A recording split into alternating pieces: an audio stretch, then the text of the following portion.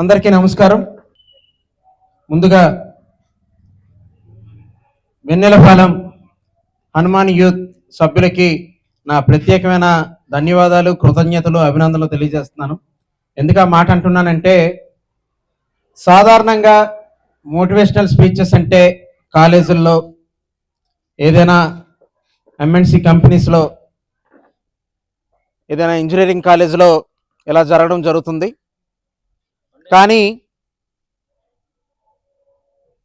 ఒక గ్రామంలో, అది కూడా దేవీ నవరాత్రుల సందర్భంగా,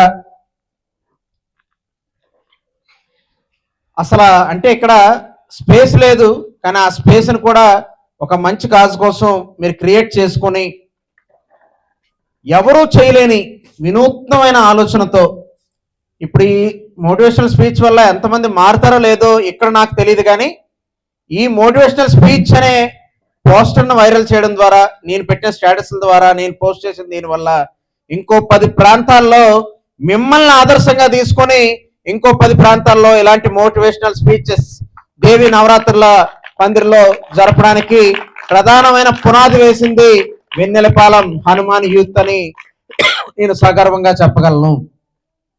సో అలాంటి వినూత్నమైన ఆలోచనకి వేదికగా నిలిచిన మీకు మరొక్కసారి నా తరపున, అన్ని ఎన్జిఓస్ తరపున నేను పేరు పేరున మీకు అభినందనలు మరియు కృతజ్ఞతలు తెలియజేసుకుంటున్నాను. నా పేరు వినోద్ బాలు.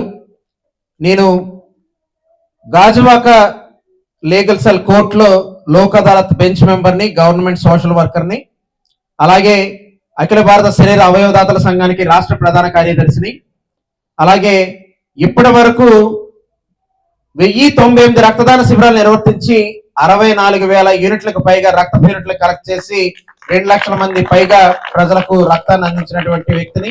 నన్ను బ్లడ్ మ్యాన్ ఆఫ్ వైజాగ్ అంటారు. మీరు గూగుల్లోకి వెళ్ళి లేదా చాట్ జీపీటీలో వైజాగ్ బ్లడ్ మ్యాన్ అని కొట్టినా కూడా నా వివరాలు వస్తాయి మీకు.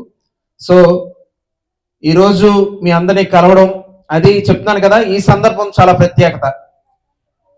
విజయదశమి అందరికీ విజయాన్ని ఇస్తుంది, కానీ మీరు ఆ విజయదశమి రోజు అందరికీ వివేకాన్ని కూడా అందించాలి, అంటే మంచి జ్ఞానాన్ని, మంచి ఆలోచన కూడా అందించాలన్న ఆలోచనతో ఏర్పాటు చేసిన ఈ మోటివేషనల్ స్పీచ్ సదస్సుకి ఇక్కడికి విచ్చేసిన ముఖ్యంగా యువతకి, ఇక్కడ ఎవరైతే ఉన్నారో చెప్పేవాడి కన్నా వినేవాళ్ళే గొప్ప వాళ్ళ నా దృష్టిలో.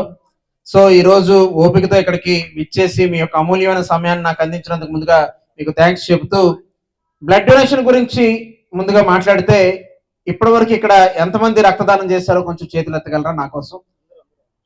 అందరూ చేశారు, వెరీ గుడ్. ఆ చేసిన వాళ్ళందరికీ, ఎవరైతే చేయలేని బాల్యంలో ఉన్నారో వాళ్ళందరూ ఒకసారి గట్టిగా చప్పట్లు కొట్టండి ఒకసారి వాళ్ళకి.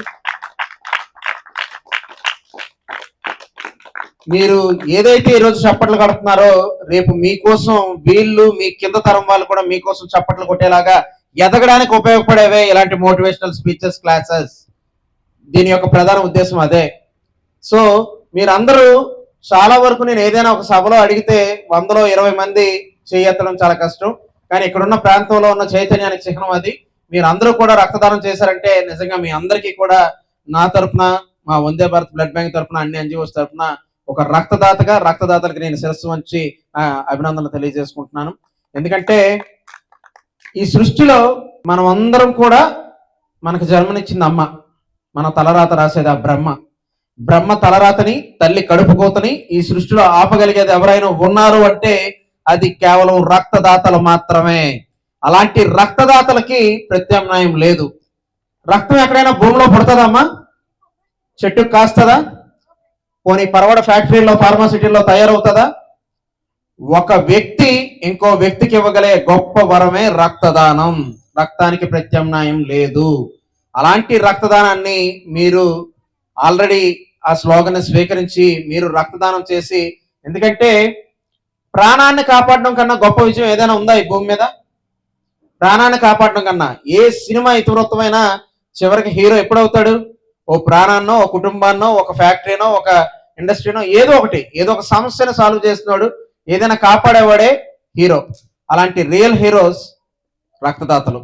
సో ఈ ప్రాంతంలో మీరందరూ కూడా రక్తదానం చేయడం నిజంగా చాలా చాలా చాలా అదృష్టం. నా యొక్క రక్తదాన ఉద్యమం ఎలా స్టార్ట్ అయిందో జస్ట్ మీకు 2 ముక్కల్లో చెప్తా. వీళ్ళ కోసం, మీకోసం కాదు, చేసిన వాళ్ళ కోసం కాదు. నేను ఫస్ట్ బ్లడ్ డొనేషన్ చేస్తాను అన్నప్పుడు ఫస్ట్ మీ అందరికీ కూడా ఒక ఎక్స్పీరియన్స్ ఉంటుంది. మిమ్మల్ని ఎవరు వద్దన్నారు? ఫస్ట్ పేరెంట్స్ వద్దంటారు. ఆ పేరెంట్స్ లో ముందు వరుసలో వద్దనేది అమ్మ. ప్రతి తల్లి కూడా నేను ఫస్ట్ రక్తదానం చేయడానికి వెళ్తున్నప్పుడు మా మదర్ నాకు ఏమన్నారంటే, నాన్న నీకే బ్లడ్ లేదు, నువ్వు పక్కోడికి ఇస్తే నువ్వేమైపోతావు, నువ్వే నీరసం అయిపోతావు, నువ్వే నీరసంగా ఉన్నావు, అన్న ఇవ్వకు అని నాకు చెప్పడం జరిగింది. కానీ చెడ్డ పనికి అయితే పర్మిషన్ తీసుకోవాలి, కానీ మంచి పని చేయడానికి మనం ఎవరు పర్మిషన్ తీసుకోక్కర్లేదు. మనం చేస్తున్నది మంచి అని మన ఆత్మకు చెప్పుకొని నేను ఒక బ్లడ్ బ్యాంక్ వెళ్ళి స్వచ్ఛందంగా బ్లడ్ డొనేషన్ చేయడం జరిగింది. బ్లడ్ డొనేషన్ ఎంతో మీ అందరికీ తెలిసింది, 5 నిమిషాలు అయిపోతుంది. నేను కూడా చాలా సింపుల్గా, ఇంత సింపుల్ ఆ బ్లడ్ డొనేషన్ 5 నిమిషాల్లో అయిపోయిందని చాలా దేనిగా కిందకు వచ్చాను. ఓ 3rd ఫ్లోర్లో బ్లడ్ బ్యాంక్ ఉంది, కిందకు వచ్చాను, ఆటో ఎక్కాను. ఆటో కోసం ఆటో అని చెయ్యెత్తాను వేరే ప్రాంతంకి వెళ్ళడానికి. ఆటో అన్నాను, ఆటోమేటిక్గా కళ్ళు తిరిగి పడిపోయాను నాకు తెలియకుండా. మన అబ్బాయిలకున్న బలం ఏంటంటే మనం ఎప్పుడు పడిపోతాం అని ఎదురు చూసే స్నేహితులు మన పక్కన ఎప్పుడూ ఉంటారు.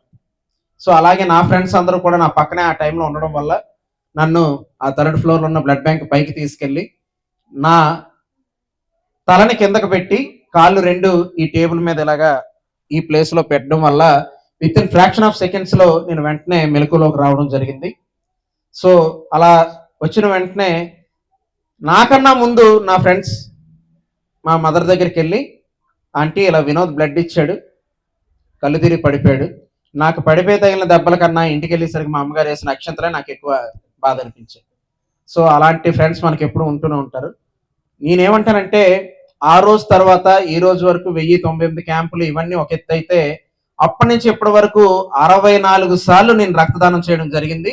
ఇప్పుడు నేను రక్తదానం చేస్తే మా మదర్ నా చేతుకున్న స్టిక్కర్ చూస్తారు, 2వ రోజు ఒక గ్లాస్ పాలు ఎక్స్ట్రా ఇస్తారు. నేనేమంటానంటే మన తల్లిదండ్రులను బాగా చూసుకోవడం అంటే, నీ తల్లి నీకిచ్చిన రక్తాన్ని ఎక్కడో ప్రసవ వేదనతో బాధపడుతున్న ఆ తల్లికి అందించి ఆ తల్లి పడ్డ ఆనందాన్ని నీ తల్లితో నువ్వు పంచుకున్నప్పుడు నీ తల్లి కళ్ళలో పొందిన ఆనందమే నిజమైన మానవత్వం. ఈ రోజు రక్తదానం చేసిన ప్రతి ఒక్కరూ కూడా అలాంటి మానవత్వానికి చిహ్నం. అదే ఇక్కడ ఉన్న వెన్నెలపాలెం యూత్ అని నేను సగర్వంగా చెప్పగలను. ఎందుకంటే మీరు అందరూ రక్తదానం చేశారన్నారు కాబట్టి మీకు అంత గౌరవంగా నేను ఈ విషయాన్ని తెలియజేసుకున్నాను. సో ప్రతి ఒక్కరూ కూడా ఇదే విధంగా రక్తదానం చేయడానికి కానీ లేదా అవయవదానం రక్తదానమే ఇప్పటికి కష్టమైతే అవయవదానం మరీ కష్టమైన విషయంగా మనం చూస్తాం. ఏదైతే మనకు ఉపయోగపడదో, అంటే మన సాంప్రదాయంలో ఎవరైనా మరణించిన తర్వాత ఈ దేహాన్ని నేల మట్టికి కాలే కట్టికి దానం చేయకండి, కష్టాల్లో ఉన్న సాటి మనిషికి ఆపదలో ఉన్న కన్నిటి బొట్టికి దానం చేయండి. అదే అసలైన మానవత్వం, అదే అవయవ దానం. ప్రతి ఒక్కరు ఏమనుకుంటామంటే నేను కళ్ళు దానం చేస్తే, చాలా మందికి ఉన్న మన అమ్మలకి అమ్మమ్మలకి మన పాత తరాన్ని అందరికీ నేను కళ్ళు దానం చేస్తే నెక్స్ట్ జన్మలో నేను కళ్ళు లేకుండా పుడతాను. అవునా? మీరు అక్కడ అన్నదానం చేస్తారు రేపు ఈ నవరాత్రుల్లో, అంటే నెక్స్ట్ జన్మలో అన్నం లేకుండా దేవుడు మిమ్మల్ని పుట్టిస్తారా? ఇంకా సౌభాగ్యంగా బతికేలా ఆస్వాదిస్తుంది. మంచి చేసేవాళ్ళనే కదా దేవుడు అంటారు. మరి మనం ఒకరికి మంచి చేస్తే దేవుడు మనకెందుకు చెడు చేస్తారు? సో నేను కళ్ళు దానం చేస్తే నెక్స్ట్ జన్మలో కళ్ళు లేకుండా పుట్టం. నా దృష్టిలో నెక్స్ట్ జన్మలో హృతిక్ రోషన్ లాంటి కళ్ళుతో పుడతాను నేనైతే. మనం ఒకరికి మంచి చేస్తే తిరిగి మంచి జరుగుతుంది తప్ప, నువ్వు నిమ్మ చెట్టు విత్తనం నాటితే దానిమ్మ కాయలు కాస్తాయా? నువ్వు ఏది విత్తితే అదే ఫలిస్తుంది, మనం ఏది ఇస్తే అది వస్తుంది. అలాగే మనకు ఉపయోగం లేనిది, ఇప్పుడు డాక్టర్లు అందరూ తయారవుతారు కదా, డాక్టర్లు కేవలం బుక్స్ చదివి డాక్టర్స్ అయిపోతారా? బుక్కులు చదవడం వల్ల మాత్రమే డాక్టర్లు అవుతారా? ఇంకేదైనా కారణం ఉందా డాక్టర్ అవ్వడానికి? తెలుసా మీకు? డాక్టర్ అవ్వాలంటే అనాటమీ డిపార్ట్మెంట్లో ఒక పార్థివ దేహం మీద, ఒక భౌతిక కాయం మీద పూర్తి పరిశోధన చేస్తారు. అంటే చనిపోయిన శవానికి అన్ని భాగాలు కోసి ఏ భాగం ఎక్కడుందో బుక్లో చదివింది కాదు, ప్రాక్టికల్ గా అన్ని చూస్తారు. అన్ని ప్రతిదీ ఇక్కడి నుంచి కింద వేళ్ళ వరకు ప్రతి పాయింట్ వాళ్ళు తెలుసుకోవాలి. తెలుసుకున్న తర్వాత మాత్రమే వాళ్ళందరూ డాక్టర్లు అవ్వగలరు. అంటే ఏదైనా ఒక బాడీ చనిపోతే ఏమొస్తుంది? Bad smell. దాన్నే తెలుగులో దుర్గంధం అంటాం. ఇక్కడ బ్యాడ్ స్మెల్ వచ్చిన బాడీ దుర్గంధం అయితే అదే బాడీని అనాటమీ డిపార్ట్మెంట్ కి డొనేషన్ చేస్తే అది ఆ డాక్టర్స్ కి విజ్ఞాన గ్రంథంగా మారుతుంది. అది దుర్గంధం కాదు, విజ్ఞాన గ్రంథం. అదే అవయవ దానం. అదే అవయవ దానం. సో రక్తదానం బ్రతికున్నప్పుడు చేయాల్సింది, అవయవదానం మనం మరణించిన తర్వాత చేయాల్సింది. సాధారణంగా మనం తిరుపతి వెళ్తే కష్టపడి రిజర్వేషన్లు చేసుకొని ఎన్నో వ్యయ ప్రయాసాలు కూర్చి ఎంతో ప్రయాణం చేసి మనం తిరుపతి క్యూ లైన్లోకి వెళ్ళి అక్కడ ఎంతసేపు ఉంటాం మనం? ఒక నిమిషం కూడా ఉండం. ఇంకా అందులో ఉన్న అవివేకం ఏంటంటే ఆ ఉన్న 30 సెకండ్లో కళ్ళు మూసుకొని దండం పెడతాం చాలా మంది. ఇప్పుడేమో కానీ ముందు తర్వాత అక్కడికి వెళ్ళి మళ్ళీ కళ్ళు మూసుకొని దండం పెడతాం. నేనేమంటానంటే మీరంతా వెంకటేశ్వర స్వామి వరకు చూస్తున్నారు, అసలైన వెంకటేశ్వర స్వామి, ఆ వెంకటేశ్వర స్వామి వెనక ఉండే వాళ్ళే అవయవదాతలు, రక్తదాతలు, మానవతావాదులు. సమాజానికి మంచి చేసిన ప్రతి ఒక్కరు కూడా అవతల లోకంలో జీవిస్తారు. అదే మానవీయ లోకం. అదే మానవీయ లోకం. ఎందుకంటే ఇప్పుడున్న జనరేషన్ లో మీకు చెప్తుంది, ఒకటో పార్ట్ రెండో పార్ట్కి వస్తా. నిజంగా మనం అంతా సర్వీస్ చేయాలనే ముందుకెళ్తే ఈ సమాజంలో మనం బతకగలమా? నిజంగా గాంధీజీయే ఇప్పుడు స్వాతంత్రం తేవాలంటే తేగలరా? సో ఒకవైపు బాపూజీని పూజించాలి, ఇంకోవైపు అవసరమైతే నేతాజీ లాగా జీవించాలి, సుభాష్ చంద్రబోస్ లాగా. సో ఆ తరం అంతా అప్పుడు మంచి గాలి ఉంది, మంచి నీరు ఉంది, మంచి భూమి ఉంది, మంచి విలువలు ఉన్నాయి. అదంతా మంచితో ముందుకు వెళ్ళింది. ఇప్పుడు వచ్చేసరికి మధ్యలో ఉన్నాం మనం. చాలా వరకు కలుషితమైంది. అది భూమి అయినా, నేలైనా, గాలి అయినా, పంచభూతాలు, మనుషులు, విలువలు అన్నీ దిగజారిపోతున్నాయి. ఇక్కడ మనది అటు ఇటు కాని జనరేషన్ అయితే వీళ్ళది అంతకన్నా దారుణమైన జనరేషన్ రేపు వాళ్ళు చూడబోయేది. సో అవన్నీ ఎదుర్కోవాలంటే శారీరక బలవంతుడు గొప్పవాడా, మానసిక బలవంతుడు గొప్పవాడా? మానసికమైన బలం ప్రతి ఒక్కరికి అవసరం. ఇప్పుడున్న జనరేషన్ లో ఒకప్పుడు కన్నా ఆత్మహత్యలు ఎక్కువయ్యా తక్కువయ్యా? ఎందుకు ఎక్కువ అవుతున్నాయి? అతి పెద్ద సమస్య ఏంటంటే పక్క వాళ్ళతో పోల్చుకోవడం. అవునా కాదా? ఇవన్నీ ఒక ఎత్తు అయితే మన జీవితాన్ని పక్క వాళ్ళతో పోల్చుకోవడం అనేది అతి పెద్ద సమస్య ఈ సమాజంలో. సో ఎవరి జీవితం వాళ్ళదే, ఎవరి గుండె చప్పుడు వాళ్ళదే, ఎవరి ఆకలి వాళ్ళదే, ఎవరి విజయం వాళ్ళదే. ఎవరికి ఎవరు తక్కువ కాదు. సో మన జీవితాన్ని మనం ప్రేమించినాడే. నన్ను నేను ప్రేమించుకోకపోతే సమాజం నన్ను ప్రేమించదు. సో దయచేసి ఎవరిని ఎవరు పోల్చుకోవద్దు. ఎవరి జీవితం వాళ్ళదే గొప్ప, ఎవరి సినిమాకి వాళ్ళే హీరో. ఇప్పుడున్న విద్యా వ్యవస్థ ఉంది, నాకు చిన్నప్పటి నుంచి డౌట్. మనం అందరం ఒక క్లాస్ పిల్లలం. రేపు ఎగ్జామ్ 10 ప్రశ్నలు ఉన్నాయి బుక్ మొత్తంలో కలిపి. నేను 2 ప్రశ్నలు చదివా. ఇక్కడ ఉన్న వాళ్ళు 5 చదివారు, 6 చదివారు, 10 చదివారు, 8 చదివారు, అన్ని చదివారు. నా అదృష్టం కొద్దీ రేపు నేను చదివిన 2 ప్రశ్నలే పడ్డాయి. అంటే నేను గొప్పవాడినా? అదృష్టం.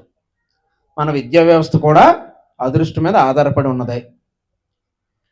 నిజమైన టాలెంట్ ఏంటో తెలుసా? ఏ ఉన్నా లేకపోయినా నీకున్న దాంతో ఉన్నతమైన విలువలతో జీవితాన్ని ముందుకు కొనసాగించిన వాడే అసలైన విజేత ఈ సమాజంలో, అసలైన విజేత. సో అలాంటి విద్యా వ్యవస్థలో చాలా మంది మార్కులు రావట్లేదని చనిపోయిన వాళ్ళు చాలా మంది. ఎప్పుడు 10th రిజల్ట్ వచ్చినా రెండో రోజు పేపర్ చూస్తే కొంతమంది చనిపోతారు. ఇంటర్ రిజల్ట్ వచ్చినా రెండో రోజు పేపర్ చూస్తే కొంతమంది చనిపోతారు. నేనేమంటానంటే మార్కుల కోసం బతకద్దు, సమాజంలో మార్పుల కోసం బతకండి. అక్షరాల కోసం బతకద్దు, ఈ సమాజంలో మంచి లక్షణాలతో మెలగండి.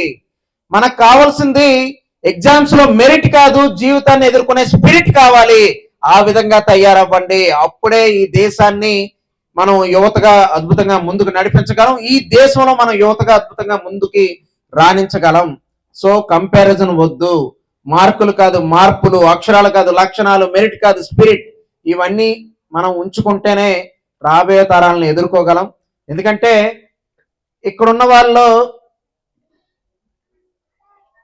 మీ చిన్న వయసులో మీకు ఫేస్బుక్ ఉందా సార్?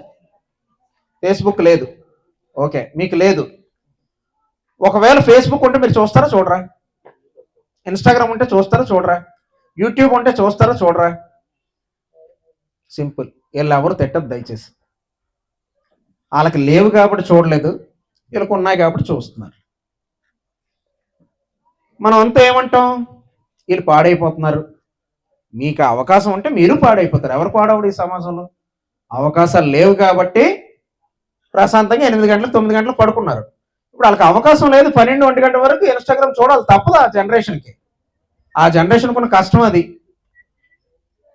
సో ఇప్పుడు నేను చెప్పిన నిజాలని ఇలా ప్రతిదీ కూడా నిజాన్ని ఒప్పుకొని ఆ నిజంలో నుంచి నిజాయితీగా ఎంతో కొంత బయటికి రావడానికి వాళ్ళు ప్రయత్నించేటట్టు వాళ్ళని మోటివేట్ చేసి మనం కూడా దానికి సహకరించి, ఎందుకంటే నేను కోర్టులో ఉన్నప్పుడు మా జడ్జి గారిని అడుగుతా, సేమ్ మిమ్మల్ని అడిగినట్టు అడిగా, సార్ మీరు ఫేస్బుక్ ఉంటే జడ్జి అవ్వరు సార్, లాయర్ అవుతారు సార్. సో వాళ్ళు ఇన్ని ఉన్నా, తెల్లవారు లేస్తే ఇన్స్టాగ్రామ్ ఫేస్బుక్ అన్నీ ఉన్నా అవన్నీ చూస్తూ కూడా అద్భుతమైన మార్కులు సాధిస్తున్నారంటే మన జనరేషన్ కన్నా ఈ జనరేషనే గ్రేట్. వాళ్ళ కోసం ఒకసారి చప్పట్లు కొట్టండి.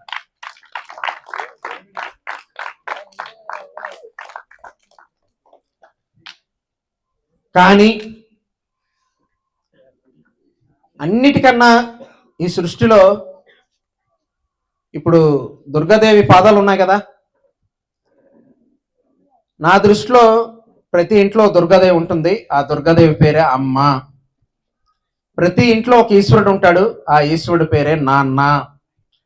మీ తల్లిదండ్రులను పూజించుకున్నా, అమ్మకు అన్నం పెట్టకున్నా అమ్మవారికి దండం పెట్టి ప్రయోజనం లేదు. ఈ దేశంలో వృద్ధాశ్రమాలు లేని సమాజాన్ని చూసినాడే నిజమైన స్వాతంత్రం. అనాథాశ్రమాలు లేని సమాజాన్ని చూసినాడే నిజమైన అభివృద్ధి. అవునా కాదా? సో ప్రతి ఒక్కరూ కూడా మనం తెలుసుకోవాల్సింది, నేను పాటించేది, ఎవరైతే వాళ్ళ తల్లిదండ్రులను బాధ పెట్టకుండా చూసుకుంటారో అదే వాళ్ళు సాధించిన అద్భుతమైన విజయం. ఉద్యోగాలు, సంపదలు, ఆస్తులు ఇవన్నీ కాదు, మన తల్లిదండ్రులు మనం బాధ పెట్టకుండా చూసుకోగలిగితే మనకున్న దాంట్లో అంతకన్నా విజయం ఈ భూమి మీద ఇంకొకటి ఉండదు. ఎవరైనా మనల్ని తిడుతున్నారంటే దానిలో ప్రేమ ఉంటుంది. ఆ ప్రేమను అర్థం చేసుకుంటే మనం జీవితంలో బాగుపడతాం. అన్నిటికన్నా దారుణమైన స్థితి సమాజంలో, ఎంత భయంకరమైన పరిస్థితుల్లోకి ఎందుకు వెళ్ళాం ఎవరైనా చెప్పగలరా? ప్రధానమైన సమస్య ఇందాక నేను చెప్పాను, ఒకరితో ఒకరు పోల్చుకోవడం. అలాంటిదే ఇంకోటి ఉంది, మొబైల్. అది కాదు, ఇంకా ఇంకా మంచిదే మొబైల్ ఫోన్. ఇంకా ఒక వ్యక్తిని తక్కువ చేసి చూడడం వల్ల ఈ సమాజం ఇలా తయారైంది. ఎవరు? అన్నిటికన్నా ఈ సమాజం ఇలా తయారవడానికి ప్రధానమైన కారణం గురువు. ఎప్పుడైతే సార్ మిమ్మల్ని కొట్టారా మీ టీచర్? కొట్టారా బ్రదర్ మిమ్మల్ని? మా టీచర్స్ మమ్మల్ని కొట్టారు అన్న వాళ్ళు ఎంతమందో చేతులు ఎత్తండి.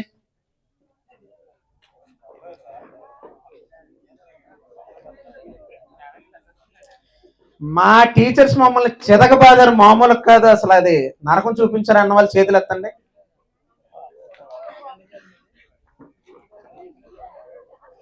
మా టీచర్స్ మమ్మల్ని కొడితే మా పేరెంట్స్ వెళ్ళి ఆ టీచర్ మీదే టీచర్ కంప్లైంట్ ఇస్తామన్న వాళ్ళు ఎంతమందో చేతులు ఎత్తండి. ఇప్పుడున్న జనరేషన్ లో ఉంది అదే. ఇప్పుడు సార్ ఉన్నారు, సార్ని వాళ్ళ టీచర్ కొట్టారు, కానీ వాళ్ళ అబ్బాయిని కొడితే మాత్రం సార్ కూడా వెళ్ళి టీచర్తో గొడవడతారు. ఇది వాస్తవం, ఇది వాస్తవం. ఆడారు కదా, నేను చెప్పింది వాస్తవాలే మాట్లాడతా.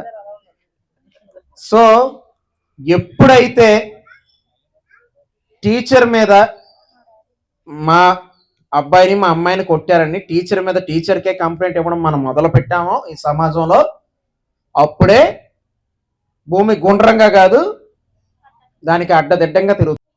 ఇక్కడ ఒక కేజీ బంగారం పెడదాం, కేజీ ఎందుకు 1 గ్రామ్ బంగారం పెడదాం.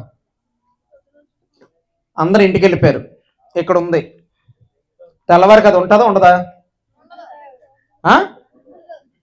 దుర్గాదేవి అక్కడ దించి తెల్లారైతే ఇక్కడ బంగారం ఉండదని చెప్తావు నువ్వు, అయినా ఉండదా? ఎక్కడ ఉండదు కదా. Very good. సరే, ఇక్కడ గ్రామ్ బంగారం పెట్టి చుట్టూ 4 సీసీ కెమెరాలు పెడతా, పరవాడ పోలీస్ స్టేషన్కి లింక్ ఇచ్చి తీస్తారు ఎవడైనా? ఏదమ్మా, ముసుగులోనే వచ్చి తీస్తావులే, దానికి ఉన్నాయి ఉపయోగాలు. ఇప్పుడున్న టెక్నాలజీ ముందు ఎవడు తప్పించుకోలేడు. ఆడేదో వేరే దీంతో తప్పించుకోవాలి, కానీ ఎలాంటిదైనా ఇప్పుడున్న టెక్నాలజీతో ఎవడు తప్పించుకోలేడు. తప్పు చేసి ఎవ్వరు తప్పించుకోలేరు. ఒకవేళ తప్పించుకున్నాడంటే పోలీసులు ఉదాసీనతో కావాలని వదిలేయలేమో తప్ప ఒరిజినల్ గా పట్టుకోవాలనుకుంటే ఒక రోజు కూడా పట్టదు, ఎలాంటి నేరమైనా సరే ఇప్పుడున్న టెక్నాలజీకి. సో వాస్తవం మాట్లాడుకుందాం. 4 సీసీ కెమెరాలు పెడతాను, పరవాడ పోలీస్ స్టేషన్కి లింక్ ఇస్తాను, వచ్చి తీసుకునే దమ్ము ఉంది ఎవరికైనా? తీస్తారా? ఎందుకు తీయరు? దొరికిపోతాం. ఏమవుద్ది? దెబ్బలు పడతాయి, భయం, శిక్ష పడుతుంది, భయం. సో సమాజానికి ఆ భయాన్ని అందించేవాడే గురువు. సమాజానికి ఆ భయాన్ని అందించే వాళ్ళే గురువులు. మనం ఎప్పుడైతే గురువును పక్కకు దోసి గూగుల్ నమ్ముకున్నామో మన బతుకు మారిపోయింది అంతా. ఇప్పుడు టీచర్ చెప్పింది కూడా రైటా రాంగ్ అని గూగుల్లో వెతుక్కునే జనరేషన్ వెళ్ళది. టీచర్ ఏం చెబితే అది బ్లైండ్ గా నమ్మి ఎదిగిన జనరేషన్ మనది. సో ఇక్కడ 2 జనరేషన్లే వ్యత్యాసం ఉన్నాయి, చేంజెస్ ఉన్నాయి. సో మనమే ఇప్పుడు నాకు అర్థం అవుతుంది కానీ వాళ్ళకి అర్థం అవ్వదు, మీకు అర్థం అవుతుంది కానీ మీ పిల్లలకు అర్థం అవ్వదు. సో మనకు అర్థం అవుతుంది కాబట్టి జరుగుతున్న వాస్తవాల్ని, సమాజంలో మార్పుల్ని మనం అవగాహన చేసుకొని అవలోకనం చేసుకొని వాళ్ళకు తగినట్టు పిల్లల్ని మార్చుకొని, అన్నిటికన్నా కేవలం చదువుకుంటేనే గొప్ప వాళ్ళు అవుతారు అనుకుంటే అంతకన్నా అవివేకం ఇంకోటి ఉండదు. నీ చేతిలో ఏదో ఒక స్కిల్ ఉండాలి, ఏదో ఒక పని నీ చేతిలో ఉంటే ప్రపంచం నీ వెంట పడుతుంది. సో వాళ్ళకున్న ఇష్టాలని లేకపోతే వాళ్ళకున్న ఆలోచనలకి మనకు అండగా నిలిచి ఒక మంచి భావితరాన్ని నిర్మించడానికి తల్లిదండ్రులు అందరూ కూడా వాళ్ళకి సపోర్ట్ ఇవ్వాలి. ఈ సందర్భంగా ఇక్కడున్న పేరెంట్స్ ని మీ అందరినీ కూడా నేను కోరుకుంటున్నాను. అలాగే ఇప్పుడు మనల్ని పట్టి పీడిస్తున్న అతి పెద్ద సమస్య ఇప్పుడున్న యువతకి చెప్పగలరా? సోషల్ మీడియా ఒకటి. ఇంకా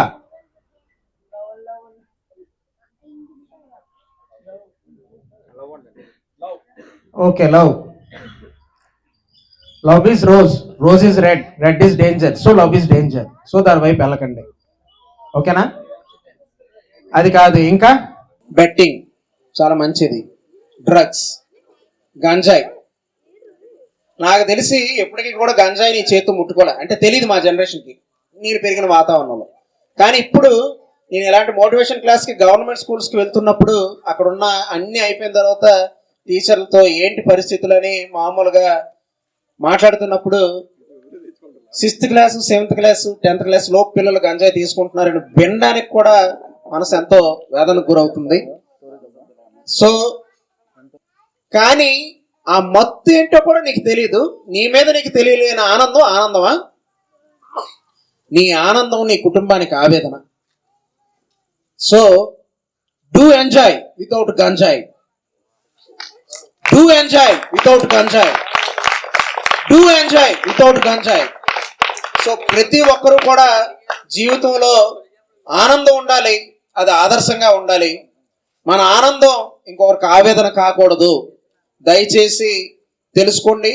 నేను చెప్పే దాంట్లో ఇందాక మీకు ఫస్ట్ పార్ట్ చెప్పాను, సెకండ్ పార్ట్ కూడా చెప్తున్నాను. నాకు మంచి తెలుసు, చెడు తెలుసు, ఆ రెండు మధ్య ఉన్న సమాజం కూడా తెలుసు. నేను చెప్పేది ఏంటంటే ఎంజాయ్ చేయండి, ఉన్నది ఒకటే జీవితం. ఆఫ్టర్ కరోనా ఎవరికి గ్యారంటీ లేదు, ఎంజాయ్ చేయండి. కానీ ఎవరికి అది ఇబ్బంది కలగకూడదు, మీతో సహా.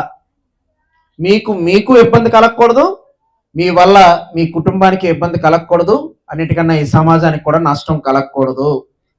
సో ప్రతి ఒక్కరూ కూడా ఇలాంటి విషయాలన్నీ కూడా మనం ఎక్కువ ఐకమత్యంగా ఎక్కడుంటాం చెప్పండి? నిన్న అందరం ఉన్నాం ఈ టైంకి. ఎక్కడ? ఇండియా పాకిస్తాన్ మ్యాచ్, లేదా ఇండియా మ్యాచ్ అవుతున్నప్పుడు ఆగస్టు 15కి జనవరి 26కి మనకి దేశభక్తి ఐకమత్యం వస్తుంది. లేదా ఎల్లుండి 25వ తారీఖు ఓజీ రిలీజ్ అయినప్పుడు మనకు ఆనందం వస్తుంది. నేనేమంటానంటే, సినిమా వాళ్ళు వాళ్ళ పని వాళ్ళు చేసుకుంటున్నారు, క్రికెట్ వాళ్ళ పని వాళ్ళు చేసుకుంటున్నారు, రాజకీయ నాయకులు వాళ్ళ పని వాళ్ళు చూసుకుంటున్నారు. వాళ్ళు పని చేసుకుంటే మనం పని మానేసి వాళ్ళ పని చూడడమే క్రికెట్ అయినా, సినిమా అయినా, రాజకీయం అయినా. అవునా కాదా? వాస్తవమైనది. వాళ్ళ పని వాళ్ళు చేసుకుంటే ఆ పనిని మన పనిలా భావించి మన పనులు పక్కన పెట్టి వాళ్ళ పని చూస్తూ పక్కదో పడుతున్న ప్రెజెంట్ జనరేషన్ని దయచేసి అర్థం చేసుకోండి. మీరు గొప్పగా జీవిస్తేనే ఈ సమాజం మీ వెనక ఉంటుంది. ఇప్పుడు జాబ్ లేకుండా మనం ఇంట్లో ఒక సంవత్సరం ఉందో మనకు వాల్యూ ఉంటుందా? కష్టపడి విజయాన్ని సాధించిన నాడే ఈ సమాజానికి, ఈ సృష్టికి కావాల్సింది విజేతలు మాత్రమే. నువ్వేం చేసుకో అనవసరం, వాళ్ళకి కావాల్సింది విజేతలే. సో మనం కూడా ఆ విజయం కోసం పెడదాం. కానీ ఆ విజయం కోసం విలువలు మాత్రం తొక్కుకుంటూ వెళ్ళొద్దు. విలువలతో ముందుకు వెళ్దాం, నలుగురు మొక్కుకుంటూ మన వెనక తిరిగేలా బతుకుదాం. అలాంటి జీవితాన్ని మాత్రమే గడుపుదాం. ఫస్ట్ కంపారిజన్ ఉండకూడదు ఎవరితో. మన జీవితానికి మనమే కింగ్. అలాగే మత్తు పదార్థాలకి ఎవరు బానిసలు అవ్వద్దు. అలాగే అన్నిటికన్నా ముఖ్యంగా వంగిన వెన్నులతో ఏ విజయాన్ని సాధించలేం. ఎవరికైనా విన్నవించండి కానీ వెన్ను వంచకండి. ఆత్మాభిమానం చాలా గొప్పది ఈ సమాజంలో, జీవితాల్లో. సో విలువలతో బతుకుదాం, విలువలతో విజయాన్ని సాధిద్దాం. మన పేరెంట్స్ని సగర్వంగా సమాజంలో తలెత్తుకుని బతికేలా మనం దానికి కారణం అవుదాం. చివరగా నేను ఎప్పుడు బ్లడ్ డోనర్ గురించి, ఒక మనిషి చనిపోతే మనం ఏం చేస్తామండి? వాళ్ళని కాల్చడానికి. ఒక మనిషి చనిపోతే మనం ఏం చేస్తాం? వాళ్ళని కాల్చడానికి ఏం చేస్తాం? కట్టెలు కొట్టి కట్టెలన్నీ పేర్చి కాల్ చేస్తాం.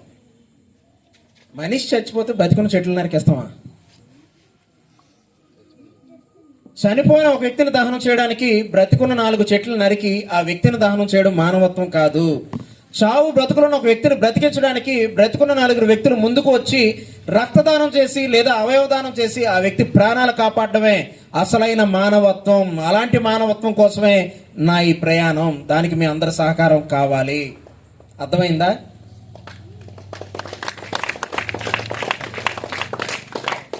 సో ఇప్పుడు నేను చెప్పిన ఆ పాయింట్లో ఎంత అర్థం ఉందో అర్థమైంది కదా.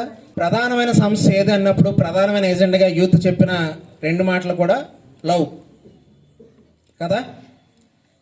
నువ్వు చెప్పిన లవ్ నువ్వు జీవితంలో బాగా సెటిల్ అవ్వకపోతే నీతో ఉంటుందా? నాకు చెప్పు. ఉండరు. ఇది వాస్తవం. యువత అంటే ఆడుకోవడం కాదు, యువత అంటే ఆదుకోవడం అని మీరు చేసిన రక్తదానం ద్వారా మీరు చెప్పిన మొదటి మాటలోనే నాకు అర్థమైంది. యువత అంటే ఆవేశం కాదు, యువత అంటే ఆదర్శం అని ఈరోజు నవరాత్రుల్లో మీరు ఏర్పాటు చేసిన ఈ మోటివేషనల్ స్పీచ్ కార్యక్రమం ద్వారా వెన్నెలపాలెం యూత్ అంటే ఏంటో నాకు అర్థమైంది.